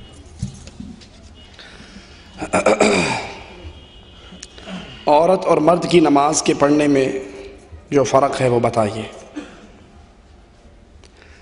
رسول اللہ صلی اللہ علیہ وسلم کا فرمان صلو کما رأیتمونی اصلی، یہ خطاب عورتوں سے بھی تھا اور مردوں سے بھی۔ عورت اور مرد کی نماز ایک ہی ہے، پردے کا فرق ضرور ہوتا ہے، عورت کا جسم سارا کپڑے میں چھپا ہوا ہونا چاہیے، اس کا سر ڈھپا ہوا ہو، مرد کا سر ننگا ہو تو کوئی حرج نہیں، نماز ہو جاتی ہے۔ اس کے علاوہ یہ جتنے فرق بنائے ہوئے ہیں یہ made in India, made in Pakistan فرق ہیں۔ عورت سجدہ کرتے ہوئے زمین سے چپک جائے، مرد سجدہ کرتے ہوئے اوپر ہو، عورت بیٹھے تو بائیں کولے پر بیٹھے، دائیں پاؤں کو دائیں ٹانگ کے نیچے نکال کے، یہ عورتوں کا بیٹھنے کا ڈھنگ اور ہے، مردوں کا اور ہے، ان کا سجدہ اور، ان کا سجدہ اور، یہ ساری بنائی ہوئی باتیں ہیں۔ عورت اور مرد کی نماز ایک ہے، جو حکم عائشہ کو دیا رسول اللہ صلی اللہ علیہ وسلم نے، وہی حکم ابو بکر کو دیا رضی اللہ عنہ وارضہ۔ پردے کا فرق ضرور ہے، پردے کا فرق ضرور ہے۔ اسی طرح مرد پر واجب ہے کہ وہ جماعت سے نماز پڑھے۔ عورت کے لیے افضل ہے جتنی وہ اندر اپنے گھر میں چھپ کے نماز پڑھے گی اتنی زیادہ اس کے حق میں بہتری اور بھلائی ہوگی، لیکن مرد اپنے گھر میں نماز نہیں پڑھتا، وہ نماز اس کے لیے لازم ہے کہ وہ جماعت سے مسلمانوں کی مسجد میں آئے، شریک ہو اور جماعت سے نماز پڑھے۔ مرد کا سر ننگا ہو تو نماز ہو جاتی ہے، عورت کا سر ننگا نماز میں نہیں ہونا چاہیے۔ عورت کے لیے اس کے رشتہ دار بھائی کیا محرم کی حیثیت رکھتے ہیں؟ اگر رشتہ دار بھائی سے پردہ نہیں کرتی تو شوہر کا کیا فرض ہے؟ بھائی سے مراد چچا کے بیٹے، ماموں کے بیٹے، خالو پھوپھا کے بیٹے، کزن جس کو ہمارے ہاں کہا جاتا ہے، یہ بھائی نہیں ہے۔ بھائی وہی ہے جو رضاعت کا بھائی ہو یا اس کی ماں جایا ہو، خون کا رشتہ ہو یا دودھ کا رشتہ ہو۔ اس کے علاوہ جو بھائی ہم نے بنائے ہیں وہ اللہ نے بھائی نہیں بنائے۔ یہ بھائی اگر دو بول پڑھ کے نکاح کر لے تو جس کو آپ بہن کہہ رہے ہو وہ اس کی بیوی بن جائے گی، لیکن دودھ اور خون کے رشتے والا اس کے لیے یہ ہمیشہ کے لیے حرام ہے۔ بھائی وہ ہے جس سے کبھی نکاح بھائی وہ ہے جس سے کبھی نکاح، چاچے کے بیٹے سے تو نکاح ہو جاتا ہے نا، ماموں کے بیٹے سے ہو جاتا ہے، تو یہ بھائی کیسا ہوا؟ ہمارے ہاں کہتے ہیں جی بس آپ تو مولوی صاحب ہیں، آپ نے تو کرنی سختی ہوتی ہے۔ اصل میں ہم بچپن کے ساتھی ہیں، اکٹھے رہے، ایک ہی گھر میں رہے، کھیلے کودے، پڑھے لکھے، ہماری تو بڑا بچپن کا تعلق ہے۔ یہ ہماری بہن ہے اور یہ ہمارے بھائی ہیں، یہ ماموں زاد بہن ہے، یہ خالہ زاد بہن ہے، یہ پھوپھی زاد بہن ہے۔ یہ بہن بھائی آپ نے بنائے ہیں، جن سے نکاح ہو جائے ان سے پردہ ہے، جن سے نکاح ہو سکے اس سے پردہ ہے، ٹھیک ہے؟ جس سے نکاح نہیں، ہاں وہ بھائی ہے، وہ محرم ہے، اس سے کوئی پردہ نہیں۔ اگر عورت پردہ نہیں کرتی تو شوہر کا کیا فرض ہے؟ شوہر اگر باغیرت ہے تو اسے پردہ کروائے، اگر بے غیرت ہے تو پھر یوں ہی پھرتا۔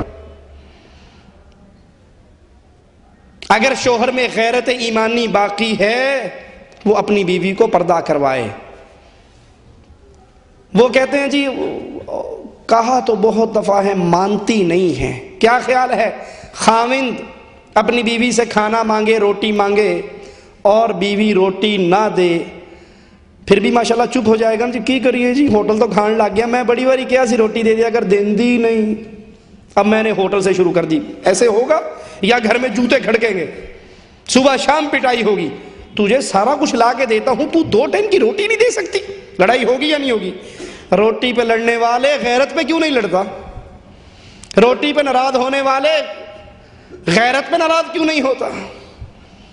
جس سے نکاح ہو سکے اس سے پردہ ہے، اور جس سے اللہ اور اس کے رسول نے پردے کا حکم دیا۔ وہ کہتے ہیں جی ہم اکٹھے ایک ہی گھر میں رہتے ہیں، جوائنٹ فیملی سسٹم ہے، ہم کیا کریں؟ جو مرضی کریں، لیکن پردہ کروانا آپ پر ضروری ہے، وگرنہ یاد رکھیں دیوس اللہ کی جنت میں نہیں جائے گا۔ اور دیوس کون ہے؟ جو اپنی بیوی کے اندر برائی دیکھے اس کو ختم نہ کر سکے۔ یہ برائی نہیں ہے، سوچئے یہ برائی نہیں ہے۔ بیگم شاپنگ کرنے کے لیے خود بازار کے اندر گھوم رہی ہے، بیگم شاپنگ کرنے کے لیے خود بازار میں گھوم رہی ہے، ایک اس کا برقعے کا کپڑا یہاں ہے اور ایک یہاں ہے، 6 انچ کا پھاٹک بیچ میں کھلا ہے، اور جتنا پھاٹک کھلا ہے اتنا ہی آنکھوں کا میک اپ زبردست کر کے کیا ہوا ہے کہ اور تو کسی کو کچھ نظر نہیں آنا، آنکھیں ہی آنی، اس کو تو سجا لو۔ یہ بے غیرت ہے، یہ دیوس ہے جو اپنی بیوی کو بھیڑ بکری کی طرح بازار میں چھوڑ دیتا ہے۔ اور یہ بھی اتنی بے غیرت ہوتی ہے، بازار میں جاتی ہے، کپڑے والے کی دکان میں پہنچتی ہے، کپڑے والے نے کپڑا لگایا ہوا ہوتا ہے، عورتوں کا سٹول پیچھے ہے، جو ہی عورت بیٹھی وہ پردہ تان دیتا ہے اور پیچھے جا کر خود بیٹھ جاتا ہے، جی فرمائیے کون سا کپڑا لینا ہے آپ نے؟ تیری کیا لگتی ہے جس کو تو نے پردے کے پیچھے بٹھا کر لوگوں سے الگ کر دیا اور دونوں نے منہ کھول لیا؟ کیا رشتہ ہے تمہارا آپس میں؟ اور وہ آ کر کہتی جی مولوی صاحب بس ایویں تیرے پلے پہ گئی ہیں، آپ کو تو شاپنگ کرنی ہی نہیں آتی، کپڑا لینا تو مجھے آتا ہے، خریداری کرنی تو مجھے آتی، جو چیز آپ 10 ریال میٹر لاتے ہیں میں وہ چیز 7 ریال میٹر لاتی، آپ 10 ریال لاتے ہیں، آپ بڑا مہنگا لاتے ہیں، میں بڑا سستا لاتی ہوں۔ تو سستا اس لیے لاتی ہے کہ تو اپنے چہرے کا دیدار کرا کے آتی ہے، تو سستا اس لیے لاتی ہے کہ اس بے غیرت سے غیر شرعی حرکتیں کر کے آتی ہے، وہ تیرا چہرہ دیکھ رہا ہے، تو اس کا چہرہ دیکھ رہی ہے، تم تنہائی میں بیٹھتے ہو تو اس بے غیرتی کے لیے وہ 3 ریال تو چھوڑ ہی دے گا۔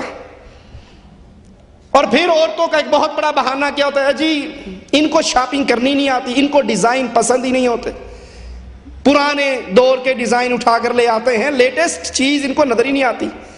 اے میری مسلمان بہن، اگر آپ نے یہ کپڑا اپنے خامند کو راضی کرنے کے لیے پہننا ہے، جو آپ کو لا دے پہنا کر اس کو دکھا دو۔ اگر مقصد خامند کو دکھانا ہے تو جو خامند کی آنکھ میں اچھا لگا اس نے لا کے آپ کو دے دیا، اور اگر مقصد خامند کو راضی کرنا نہیں، کسی اور کو دکھانا ہے، پھر اپنے ایمان کی خیر مناؤ۔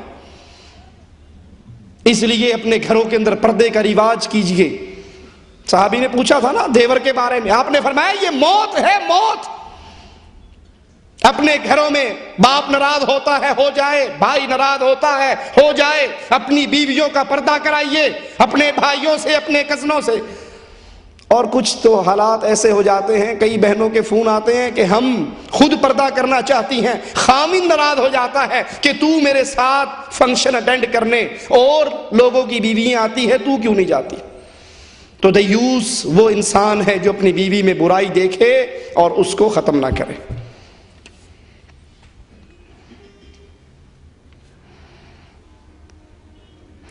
تیرہ سفر کو سرہانے تیل، انڈا، دال وغیرہ رکھ کر کسی مسکین کو بطور صدقہ دیتے ہیں، کہاں تک جائز ہے؟ یہ سارا غریبوں کا ایٹم لکھا ہے آپ نے، تیل، انڈا، دال، اس میں بکرا، مرغا، چامپیں، روسٹ کچھ بھی نہیں آیا۔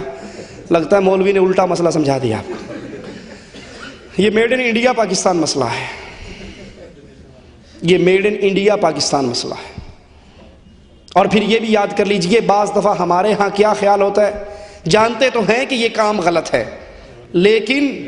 لیکن اس کا انکار کیوں نہیں کرتے کہ جی ہمارے تعلقات بہت زیادہ ہیں۔ اب یہ جو 10 محرم کو کھانا لے کر آیا ہے سبیل حسین کے نام پہ، یا 11ویں شریف کی کھیر لے کر آیا ہے، یا کنڈے شریف لایا ہے، یا کوئی اور سسٹم ہے جو لے کر آیا ہے، اگر میں نے اس سے وصول نہ کیا تو ہمارے تعلقات خراب ہو جائیں گے، لے لو کوٹھے پہ پھینک دیں گے، پرندے کھا جائیں گے۔ آپ تعلقات سدھارنے کے چکر میں لے لو گے، آپ کی نسل کھانا شروع کر دے گی اور کہا کرے گی ابا جی لے لیا کرتے تھے۔ جو اسلام کے خلاف اعمال نظر آئیں اس کو ہاتھ سے نہیں روک سکتے تو کم از کم زبان سے تو ان کا انکار کر دیں۔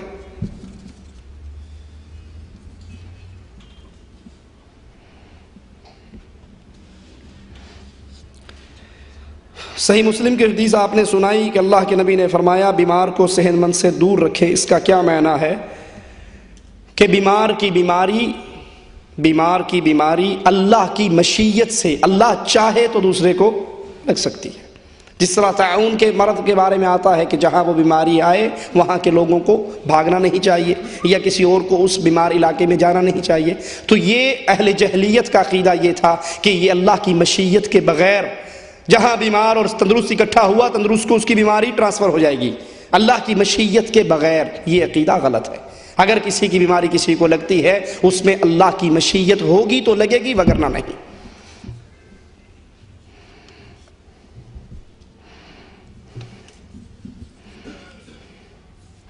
وسیلے کے بارے میں وضاحت کیجئے، وسیلے سے مراد کیا ہے؟ وسیلہ رسول صلی اللہ علیہ وسلم کا مانگ سکتے ہیں یا نہیں؟ فرمان الہی یا ایھا الذین آمنوا اتقوا اللہ وابتغوا الیہ الوسیلہ۔ دیکھیے وسیلہ جائز بھی ہے اور ناجائز بھی ہے۔ جائز کیا ہے؟ اللہ کے پیارے پیارے نام ہیں، اللہ کو اس کے نام اور اس کی صفات کا واسطہ دے کے دعا مانگنا جائز ہے، یہ جائز وسیلہ ہے۔ کسی نیک آدمی سے دعا کروانا یہ جائز وسیلہ ہے۔ رسول اللہ صلی اللہ علیہ وسلم جمعے کا خطبہ ارشاد فرما رہے اور ایک مسلمان داخل ہوا، اللہ کے نبی ہلاک ہو گئے، بارش نہیں ہو رہی، آپ نے وہیں پر ہاتھ اٹھا دیے، اللہ نے بارش برسا دی۔ اگلے جمعے پھر آیا کہ اللہ کے نبی اتنی ہو گئی، راستے بند ہو گئے، مویشی مرنے لگ گئے، آپ نے اللہ سے دعا مانگی، اللہ نے بادلوں کو پھاڑ دیا۔ کسی نیک بزرگ سے، نیک ولی اللہ سے دعا کروانا جس کو آپ جانتے ہیں یہ واقعی نیک ہے، اور نیک ہونے کی پہلی شرط ہے وہ مواحد ہو، مشرک نیک نہیں ہوا کرتا۔ یہ یاد کر لیجئے، باندھ لیجئے اپنے پلے سے، مشرک جتنا مرضی حاجی لک لک بن جائے وہ کبھی نیک ہو ہی نہیں سکتا۔ مشرک بے ایمان ہے، مشرک نمازیں پڑھے تب بے ایمان، ہر سال حج کرے تب بے ایمان، مشرک سے دعا کروائی نہیں جا سکتی۔ تیسرا وسیلہ، آپ اپنے نیک اعمال اللہ کے دربار میں پیش کریں، جس کا حدیث میں ذکر آتا ہے وہ 3 جو غار میں بند ہو گئے تھے، انہوں نے اللہ سے کیا کیا تھا؟ اپنے نیک اعمال اللہ کے دربار میں پیش کیے تھے، اللہ نے پتھر ہٹا دیا، راستہ کھول دیا۔ یہ 3 جائز وسیلے۔ ناجائز وسیلہ کیا ہے؟ واسطہ ہے پنجتن پاک کا، واسطہ ہے حسن و حسین کا، واسطہ ہے مولا علی کا، واسطہ ہے 11ویں والی سرکار کا، واسطہ ہے وسیلہ ہے رسول اللہ صلی اللہ علیہ وسلم کی ذات کا۔ یہ واسطہ اور وسیلہ ناجائز ہے۔ کیوں؟ اللہ کے قرآن نے اس کی ہمیں کوئی تعلیم نہیں دی، رسول اللہ صلی اللہ علیہ وسلم کے فرمان نے ہمیں اس کی کوئی تعلیم نہیں دی۔ آپ کہو گے جناب آپ تو مانتے نہیں ہیں، وہ آدم علیہ السلام روتے رہے، ان کا چھٹکارا نہیں ہوا جب تک انہوں نے محمد صلی اللہ علیہ وسلم کا واسطہ پیش نہیں کیا۔ واسطہ دیا تو جان چھٹی۔ مولویوں نے یہ پٹیاں بڑی سنائی ہوئی ہیں، طاہر القادری جیسوں نے، کیوں ٹیلی ویژن پر آ کر۔ حالانکہ قرآن کیا کہتا ہے؟ فَتَلَقَّى آدم نے سیکھے اپنے رب سے کلمات، کچھ کلمات، کچھ جملے، کچھ دعائیں، فَتَابَ عَلَيْهِ، اللہ نے ان کی توبہ قبول کر لی۔ اور وہ کلمات بھی آپ کو پتہ ہے، آدم علیہ السلام کی دعا کیا ہے؟ ربنا ظلمنا انفسنا وان لم تغفر لنا وترحمنا۔ اب قرآن کی بات سچی یا مولوی کی بات سچی، فیصلہ آپ کر لیجئے۔ رسول اللہ صلی اللہ علیہ وسلم کی حدیث نے ہمیں یہ تعلیم نہیں دی۔ اللہ کے نبی صلی اللہ علیہ وسلم کے خلیفہ ثانی حضرت عمر بن خطاب رضی اللہ عنہ وارضا، ان کے دور میں قحط ہوتا ہے، حضرت عباس کو لاتے ہیں، وہ اللہ سے دعا کرتے ہیں، عمر ان سے پہلے دعا کرتے ہیں، اللہ جب تک نبی زندہ تھے وہ دعائیں کرتے رہے، اب نبی فوت ہو گئے، اب ہم ان کے چچا کو لائے ہیں، علم عمل تقوی بزرگی میں ہم سے بڑے ہیں، یہ دعا کریں گے۔ ان کو چاہیے تھا فوراً ہی کہتے واسطہ رسول اللہ صلی اللہ علیہ وسلم کا اللہ بارش برسا دے۔ یہ تعلیم نہ قرآن نے دی نہ حدیث نے دی۔ اور پھر اللہ عز و جل وہ ہستی، وہ ذات ہے جو نہ کسی کی محبت میں قید ہے نہ کسی کا خوف کھاتی ہے۔ ہم واسطے وسیلے، یہ دنیا کا جھنجھٹ جو ہے یہ کیوں ہوتا ہے؟ وزیر اعظم سے ہم نے کوئی بات منوانی ہے تو MNA کی سفارش کرواتے ہیں، کیوں؟ وزیر اعظم کو پتہ ہے اس کی بات نہ مانی اگلے الیکشن میں یہ میرا ساتھ نہیں دے گا، وہ ڈرتا ہے۔ تھانے دار کی بیوی کا فون آ جائے، تھانے دار آپ کا نہ چاہتے ہوئے بھی کام کر دے گا، کیوں؟ کیونکہ وہ اس کی محبت میں مجبور ہے۔ اللہ نہ کسی کی محبت میں مجبور ہے نہ اللہ کسی سے ڈرتا ہے۔ اچھا، ایک مثال دے کے بعد ختم کرتے ہیں۔ اگر کوئی شخص پھر بھی یہ کہے کہ نہیں جی یہ ضروری ہے، تو ہم کہتے ہیں بادشاہ کے دربار میں جانے کے لیے لوگوں نے مثالیں بنائی ہوئی نا، کوٹھے پہ چڑھنا ہے، سیڑھی لگانی پڑے گی، بادشاہ کو ملنا ہے، وزیر پکڑنا پڑے گا۔ ہم کہتے ہیں اللہ اتنا دور نہیں ہے بندے سے جتنا کوٹھا اس فرش سے دور ہے، سیڑھی کی ضرورت پڑتی ہے، اللہ تو شہرت سے بھی زیادہ قریب ہے، مانگو تو صحیح۔ دوسری بات، یہ مثال کہ بادشاہ کو ملنا ہے تو وزیر پکڑنا پڑتا ہے، یہ اللہ کے ساتھ مخلوق کی تشبیہ ہے جو حرام ہے۔ اور اگر یہ بھی مان لی جائے، میں کہتا ہوں کہ ایک بادشاہ خود چل کر سائل کے پاس آ جائے، اللہ کے لیے اعلیٰ مثال سمجھانے کے لیے عرض کر رہا ہوں، اور کہ مانگ بھی کیا مانگنا ہے، صدر صاحب خود آ گئے ہیں، مانگو جی کیا مانگتے ہو؟ وہ کہ نہیں سرکار آپ واپس دلی جائیں، میں اپنے علاقے کے MNA صاحب کو لے کر دلی آؤں گا، اور پھر وہ وزیر اعظم کو پکڑیں گے، وزیر اعظم کو لے کے ہم تینوں وفد بنا کے آپ کے پاس آئیں گے اور پھر اپنی درخواست پیش کریں گے۔ وہ کہے گا بے وقوف پاگل، میں آ جو گیا ہوں، تو چھوڑ وزیر اعظم کو، ڈائریکٹ مانگ کیا مانگتا ہے؟ عقل مندی کیا ہے؟ درخواست پیش کر دینی چاہیے یا نہیں؟ جی کر دینی چاہیے۔ اللہ کے لیے اعلیٰ مثال سمجھانے کے لیے عرض کرتا ہوں، اللہ کے نبی صلی اللہ علیہ وسلم فرماتے ہیں ہر آخری رات میں مالک عز و جل اپنے عرش سے آسمان دنیا پہ نزول کرتا ہے جیسے اس کی شان کو لائق ہے، اور آواز دینے والا آواز دیتا ہے، کوئی ہے بیمار شفا مانگ لے میں دے دیتا ہوں، کوئی رزق کی تنگی کا سوالی ہے میں اس کی رزق میں فراخی کر دیتا ہوں۔ ہم سارے اس وقت سوئے ہوئے ہوتے ہیں اور صبح اٹھ کر کیا جھوٹ بولتے ہیں، ساڑی سندا نہیں اینا دی موڑدا نہیں، تو نے تو خود نہیں سنائی، وہ تو سنتا ہے۔ اب یہاں جو آیت بھائی نے پیش کی، اے ایمان والو اللہ سے ڈرو اور اس کی طرف وسیلہ تلاش کرو. آگے بھی ذکر ہے آیت کا، کیا؟ وجاہدو، جہاد کرو اللہ کے راستے میں. یہ جہاد نیک عمل ہے، نیک اعمال کا وسیلہ دینا اللہ کے دربار میں جائز ہے. اور جو آخری سوال کیا ہے اذان کے بعد کی دعا کا، وہ مقام وسیلہ جنت میں وہ مقام ہے جس میں اللہ کے رسول صلی اللہ علیہ وسلم کے لیے آپ نے تعلیم دی ہے وہ دعا مانگنے کی. شرک اور بدعت کرنے والے کے پیچھے نماز کا کیا حکم ہے؟ لگتا ہے کہ لمبی لینا دیکھیں جو بھی. شرک اور بدعت کرنے والے کے پیچھے نماز نہیں پڑھی جا سکتی. مشرک کے پیچھے نماز نہیں ہوتی، مشرک کے پیچھے نماز نہیں ہوتی، یہ یاد رکھ لیجئے. اندھے ڈرائیور کی ٹیکسی میں بیٹھ کے جاؤ گے، بلاش بھی لے جائے تب بھی نہیں جاؤ گے، کیونکہ اندھا ہے، مرے گا اور مارے گا. مشرک دین کا اندھا ہے، خود بھی مرے گا، آپ کو بھی مارے گا. اس کی اپنی نہیں ہو رہی، آپ کی کہاں ہوگی؟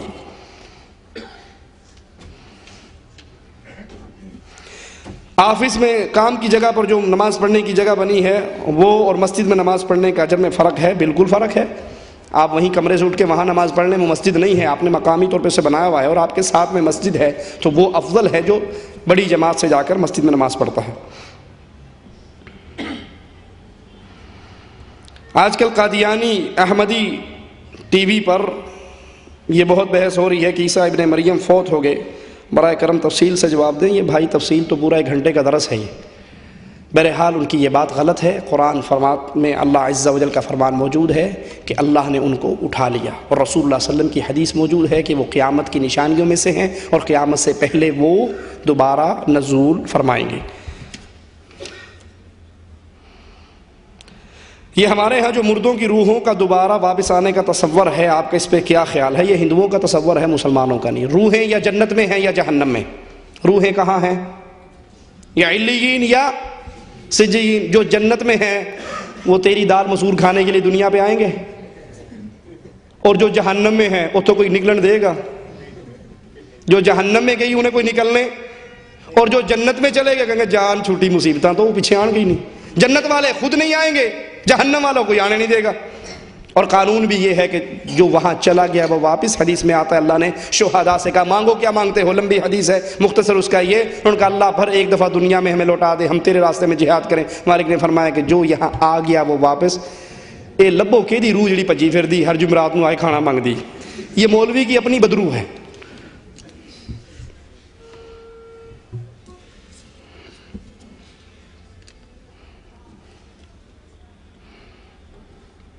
کیا عورت جوڑا باندھ کر وضو کر سکتی ہے، نماز ہو جاتی ہے؟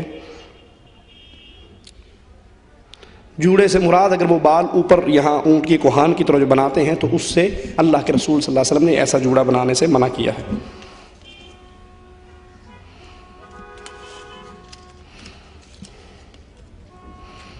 شادی پہلی کیا اگر ادھر پہلی شادی کی ہوئی ہے، اگر دوسری کرنی چاہے تو شریعت کے اعتبار سے کر سکتا ہے؟ بالکل کر سکتا. ایک شادی آپ نے کر لی، آپ کو شریعت اجازت دیتی ہے کہ دوسری کرو، تیسری کرو، چوتھی کرو، لیکن انصاف کا دامن ہاتھ سے نہ چھوٹے. قیامت کے دن وہ انسان فالج زدہ ہو کر اٹھے گا جس نے ایک بیوی کی طرف جھکاؤ کیا اور دوسری کو چھوڑ دیا. حق پورا کریں. حق پورا کرنے میں بھی کہتے ہیں جی اسی تک کر ہی نہیں سکتے، اس بات ہے یا بچ پو ہی نہ. حق پورا کرنے میں کیا ہے؟ آپ اس کو ٹائم جتنا اس کو دے رہے ہیں، راتوں کی باریاں اس کو بھی دیں، برابر اس کو بھی دیں. کپڑا یہ نہیں کہ ایک کا 50 ریال کا سوٹ لے آئے دوسرے کا 100 ریال کا لے آئے. کھانے میں، پینے میں، کام میں، کاج میں مکمل انصاف کریں. دل کی محبت انصاف میں داخل نہیں ہے، اسی لیے اللہ کے نبی فرماتے ہیں اللہ میرا دل عائشہ کی طرف زیادہ ہے. باریوں میں انصاف، نان نفقے میں انصاف، بول چال میں انصاف، لیکن جو جتنی خدمت کرے گی اتنا وہ اپنا مقام زیادہ پا جائے گی.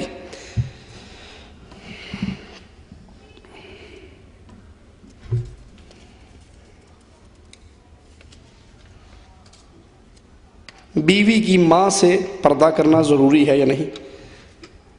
لگتا تیری ساس نہ لڑائی ہوئی. بیوی کی ماں بھائی آپ کی ماں کا درجہ رکھتی ہے، وہ آپ پر حرام ہے ہمیشہ کے لیے، تو اس سے پردہ نہیں ہے. کیا قبلہ رخ پیر رکھ کر سو سکتے ہیں؟ اللہ کرے کسی مسلمان کو یہ خوش نصیبی ملے کہ بیت اللہ شریف کھلا ہوا ہو اور وہ اندر داخل ہو جائے. یہ خوش نصیب ہے یا بد نصیب؟ جی خوش نصیب ہے. جب یہ بیت اللہ میں داخل ہوگا، بیت اللہ اس کے پاؤں کے نیچے آئے گا یا نہیں؟ یا پیر باہر پیچھے چھوڑ جائے گا؟ پاؤں کے نیچے آئیں گے نا بیت اللہ، پاؤں ساتھ ہی جائیں گے نا. اچھا یہ 4 دیواریں ہیں نا بیت اللہ کی، اندر داخل ہو گیا، کسی نہ کسی پاسے تو کانڈ ہوئے گی. بیت اللہ کی کوئی نہ کوئی دیوار تو اس کے پشت کے پیچھے ہوگی، تو کیا کرنا چاہیے اس کو پھر؟ یہ بنائے ہوئے مسئلے ہیں لوگوں کے، ایسی کوئی بات نہیں ہے. جس چیز سے اللہ کے نبی نے منع کیا وہ بیت اللہ کی طرف منہ کر کے یا پشت کر کے پیشاب اور پخانہ نہیں کرنا چاہیے. واللہ اعلم. سبحانک اللہم وبحمدک اشہد ان لا الہ الا انت استغفرک واتوب الیک.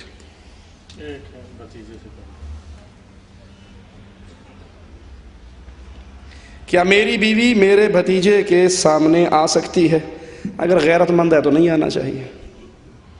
آپ کا بھتیجا اس کے لیے محرم نہیں ہے. اس کا سگا بھتیجا، اس کے بھائی کا بیٹا، اس کی بہن کا بیٹا، اس کا بھانجا، اس کا بھتیجا، وہ اس کا محرم ہے. آپ کا بھتیجا، آپ کا بھانجا اس کے لیے محرم نہیں ہے. اس سے پردہ ضروری. اصول یاد کر لیں، جس سے شادی ہو سکے اس سے پردہ، جس سے شادی ہو سکے اس سے پردہ. اس کا یہ مطلب نہیں. ایک مولوی صاحب سے ہماری بات ہوئی، کہنے لگے جناب دیور سے کوئی پردہ نہیں. میں نے کہا بھائی کیوں؟ کہا وہ ہے نہیں کہ اس سے پردہ ہے جس سے شادی ہو سکے، تو بھابھی سے شادی ہو ہی نہیں سکتی، وہ تو کسی اور کی بیوی ہے.